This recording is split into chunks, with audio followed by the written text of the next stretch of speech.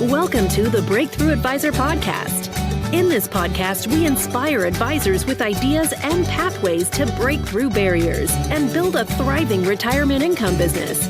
We will interview innovative technology developers, business leaders, and successful advisors, then help you organize and execute these ideas to move your business forward.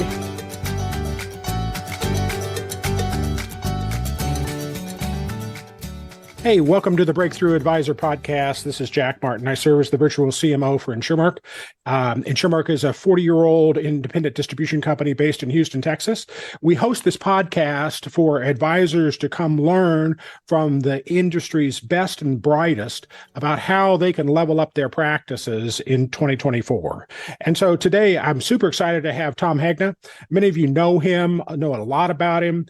He's an economist. He was a senior executive in a Fortune 100 company. He's an award-winning author and all-around great guy. Hey, Tom, welcome to the Breakthrough Advisor Podcast. Thanks, Jack. Good to be with you today. Hey, so I know you talk a lot about wealth transfer and wealth planning and taxes and that sort of thing. So, for 2024, what should our advisors be doing right now with their clients to take advantage of the current economic and tax situation? Where's your head at? Well, there's a lot of uncertainty going on. This is an election year. It's going to be very nasty. There's going to be all kinds of uncertainty. The market was, at near record highs and it's been bouncing around. The Federal Reserve raised interest rates, 500 basis points last year. And now people are thinking they're going to cut. In times of uncertainty, people crave certainty. I'd like to keep the main thing. And to me, the main thing right now is all this debt. We went over $34 trillion in debt. Every one of your listeners owes $264,000. So I hope they get the checkbooks out and send it into Uncle Sugar. They need it. There's over $211 trillion of unfunded obligations for Social Security, Medicare, Medicaid, government pensions, military pensions. So when you look at the math problem, Jack, and that's what it is, it's not a Republican or Democrat issue. Taxes are a math problem, and the math says taxes are going to have to go up a lot. And so I have been converting almost all of my IRAs and 401ks to Roth. Most of them are in income annuity, so I'll have tax-free income for the rest of my life. I've been moving more of my personal wealth to cash value life insurance so that I can, and by the way, my annual premium is $226,000. So I'm serious about life insurance. And here's the thing about life insurance. People who think of life insurance as an expense, they would say what I'm doing is stupid. Why would you have an expense of $226,000? But the wise advisors know life insurance is not an expense. It's an asset on my balance sheet. And every penny of my $226,000 plus more is in there waiting for me to flip on the switch to drive tax-free income. And I would just tell the advisors on the call, think bigger. Because if you want to give your clients significant tax-free income, they're not going to do that by putting in $1,000 a year. They need to put in a lot of money into their life insurance so they have a lot of money to flip the switch on so they can get a lot of tax-free income in retirement. That's my plan. That's a great comment that you just made. And I couldn't agree more. This thing about the debt in the future is a big deal. One of the things I think I know with my personal financial planning clients and with advisors and their clients, people hear what you're saying about this big debt thing. It's got to come due sometime. But, we're kind of all anchored a little bit in the past from a behavioral perspective, right? There's an event coming up in less than 2 years where the tax rates are going to rise. So what's your view on that? Is that something we should be talking about with our clients to try and get them off the dime? What do you think? Well, I think so. And I think that tax increase is nothing compared to the tax increases that are in the future. What we're doing with our debt is totally unsustainable. Like, our country could handle $34 trillion of debt if we had a plan to pay it off over 200 years or something, but we're not. It's going up like a hockey stick. It's going to be 35 trillion in just another month or two, and then 36, and then 37. It's going to be 50 trillion before you know it. And this is totally unsustainable. So the taxes are going to have to go up. They're going to have to go up a lot. And it's not going to be 30 years from now. I can promise you that. It's going to be in our lifetimes. We could see another Great Depression or worse. It could be bad. So let's drill down into a couple of the things you mentioned at the top of the show. So Roth IRAs. So what should advisors be doing with their clients today? The objection that's most common is, why would I pay taxes today? I got to write that check today, for delayed gratification. How do we handle that objection? Well, Pay me now or pay me later. And if you pay the government later, you're going to pay them a lot more. So you can pay your taxes at a discount today, or you can get the full whammy in the future with additional growth, additional gains, additional taxes due. I just know that these are the lowest tax rates I'm going to see for the rest of my life. I know that. I can do the math. And so I've decided to pay the tax now versus defer. Deferring 401ks and IRAs made perfect sense when tax rates were higher because you got a tax deduction. You got to defer the taxes. You were retired in a lower tax bracket. It made perfect sense. We all did it. But now tax rates are probably the lowest that we're ever going to see. And we know taxes are going to have to go up a lot. So how much sense does it make to take money out of your paycheck today, defer those low taxes until they go way up, and then I'm going to take my money out and pay my taxes? Makes zero sense. So like if I was with a client, here's the kind of conversation I would have with them. I'd say, tell me about where you work. Do you have a 401k? And they'll say, yeah. Does it have a match? Yeah. Tell me about the match. Well, if I put in 4%, they match with 4%. Okay, I would do that. That's 100% rate of return. But beyond the match, I would not put another single penny into a 401k or IRA. I'd put it into a Roth 401k or a Roth IRA or cash value life insurance. But, we need to talk to our clients about tax diversification. Right now, most clients have almost all of their money in that pre-tax bucket, 401ks and IRAs. And I'm telling you, those people are going to be so sad, so disappointed when it comes time to take money out, and they have no idea what the tax rate's going to be. Right now, it's 38, 39%. What happens when that's 60% or 70%? And don't say it couldn't happen. We saw that after World War II, and our situation right now is worse than World War II. It's similar to World War II in the sense that, we really mortgaged the future to finance that, right? And so essentially that's what we've been doing for the last decade or more is mortgaging the future. And so it came due, at what were the top rates in the 60 and 70%? 91%. Holy cow. I think there's a year 94%, but it was in the low 90s. Yeah. I mean, for crying out loud, that's kind of a European level of taxation. That's insane. All right. So you mentioned tax diversification. So what's that mean?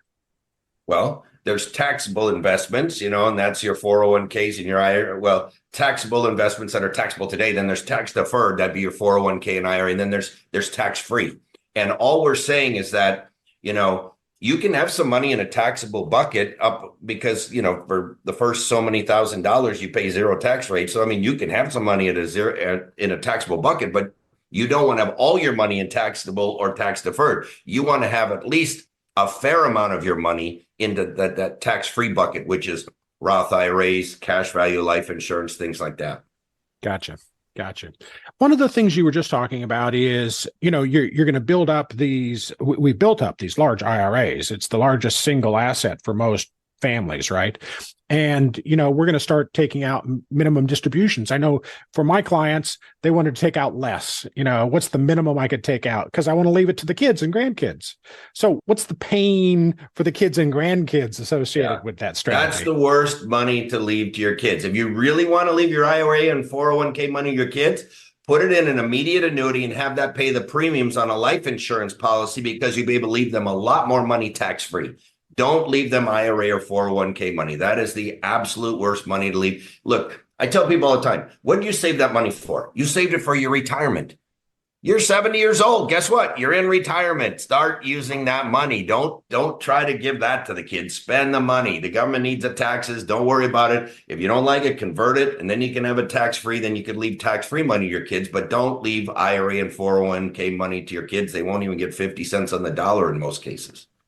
Explain that a little bit more. So this concept of taking the IRA out now, paying the life insurance premium, and the tax ramification. I've seen a lot of people do that. So you just take your 401k or IRA and turn that into an income stream. And as you receive the income or as the income comes out, that's taxable event. But then that money's going into a life insurance policy that is building cash value that will be tax-free for you in retirement, tax-free to your heirs as a death benefit.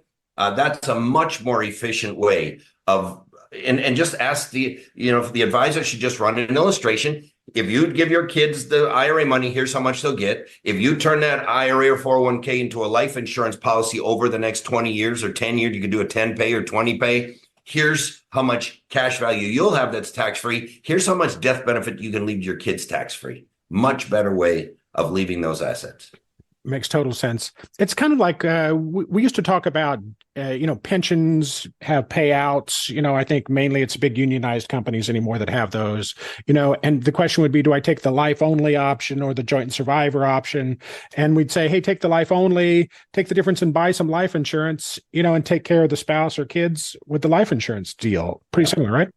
Yeah, I mean, that's called pension maximization. That's what a lot of companies call it, pension max, and makes a lot of sense because think about it. When you have a pension, once you die, if it's life only, there's nothing left. And once you and your spouse die, nothing goes to your kids. So you're able to use some life insurance to have money go to either your spouse or your kids, and so that pension could carry on. Whereas if you just use the pension alone, it will end. So we've talked about rising taxes, tax diversification, Roths, IRAs for the kids and so on. In my case, I'm a boomer. I've got some business interests. So, if I'm going to pass that to my kids and grandkids, I've got to have a taxable event on that, right? So is there a role for life insurance in that situation as well? Absolutely, especially if you have multiple kids and some kids are in the business, some kids are not in the business. We see that all the time. Or farms, where the son's going to continue the farm, the daughter's a school teacher in Chicago. She's entitled to half the farm, but she doesn't want to farm, and the son needs the whole farm, or it's going to fall apart. And what they do then is you buy life insurance that then can go to the daughter, so that when mom and dad die, that money can go to the daughter, and then the son can have the farm. So you can treat people equitably, not equally. That's another way to do it. Sometimes there's no kids that are going to take over the business, and one of the employees should take it over, but you can't just give the business to that employee. And so there's a way you can do buy-sell agreements, or you can say upon death, you can take it a policy, then upon death, there'll be the money to pay the family so that the employee can have the business. So there's many ways to use life insurance wisely and prudently in business situations so that businesses can continue. So we've talked about Roth conversions. We talked about IRAs. Those are good prospects to look for. We've talked about business owners. Is there another segment we should be looking at for life insurance?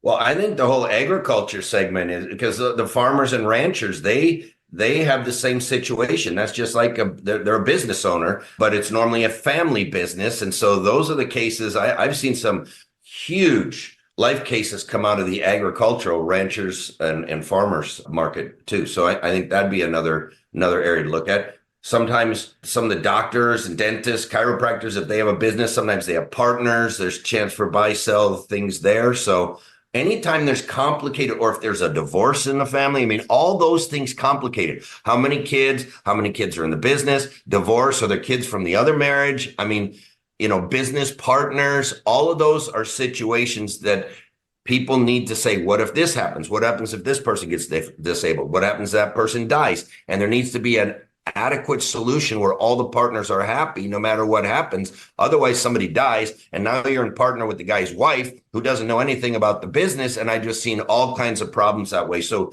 you want to make everything very clear. What happens if people get disabled or die? So we mentioned at the top of the show, you're an author. Is there some resource you would point our audience to that would help them with some of the subjects we've discussed? Marv Feldman, Man on a Mission. Here you got Marv Feldman, son of Ben Feldman. They've probably written more life insurance than any other family in the world. That's a great book. I've got a couple good Paychecks and Playchecks, and Retirement Income Masters. It looks at 16 different producers, and each chapter is their story. What do they do? How do they explain this stuff?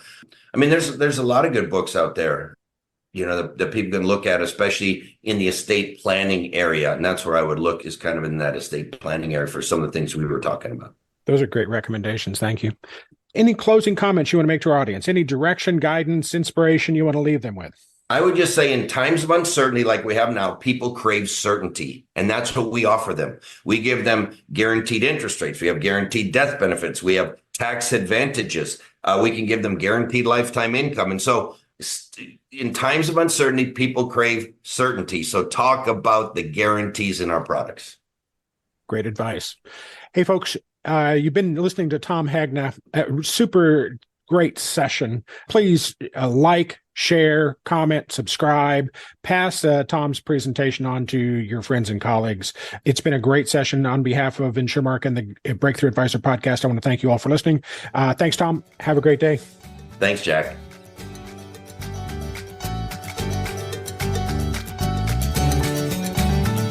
Thank you for listening to the Breakthrough Advisor podcast. Click the subscribe button below to be notified when new episodes become available. The information covered and posted represents the views and opinions of the guest and does not necessarily represent the views or opinions of InsurMark. The content has been made available for informational and educational purposes only.